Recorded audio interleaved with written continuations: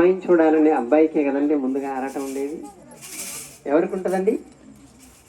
నేనేం చెప్పండి తల్లి. అంటే అమ్మాయికి ఉన్నా కానీ ముందుకు జరగదు కదా, ముందు అబ్బాయే రావాలి కనుక మరి మా అబ్బాయి అమ్మాయిని చూడాలని తొందర ఉండి ఓ 4 అడుగులు ముందుకు వచ్చారు. మన అమ్మాయి కూడా రావాలి కదా, రావాలా వద్దా?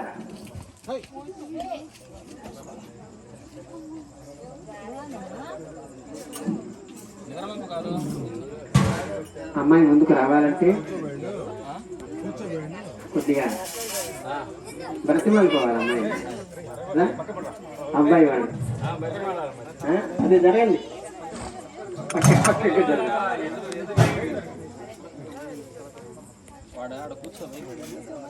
రాముడేమో మానవుడుగా అవతరించాలి. ఏమండి, ఎలా అవతరించాలి? మానవుడుగా రావాలంటే ఎలా రావాలండి?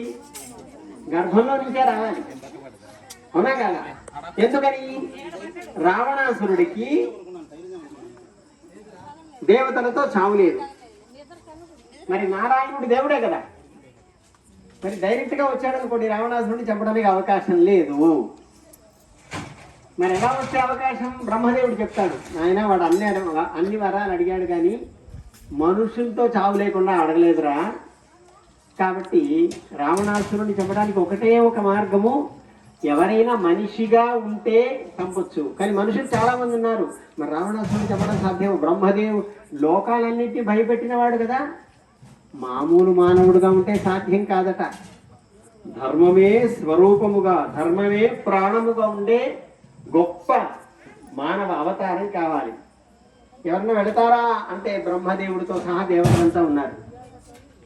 ఎవరన్నా సాహసం చేస్తారండి? ధర్మాన్ని నిలబెట్టుకునే మనిషిలా ఉండాలంటే సాధ్యమండి? సాధ్యమా కదా? ఒకసారి చూసుకుందాం. జీవితంలో అబద్ధమాడని మనిషి ఎవరన్నా ఉంటే చేయలేపండి. నేను కూడా లేపను అనుకోండి.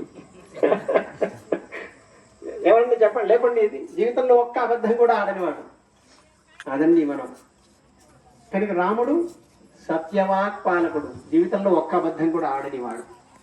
ఏమండి, ధర్మము విడిచిపెట్టనివాడు. మంచి గుణములలో గుణాభిరాముడు అంట.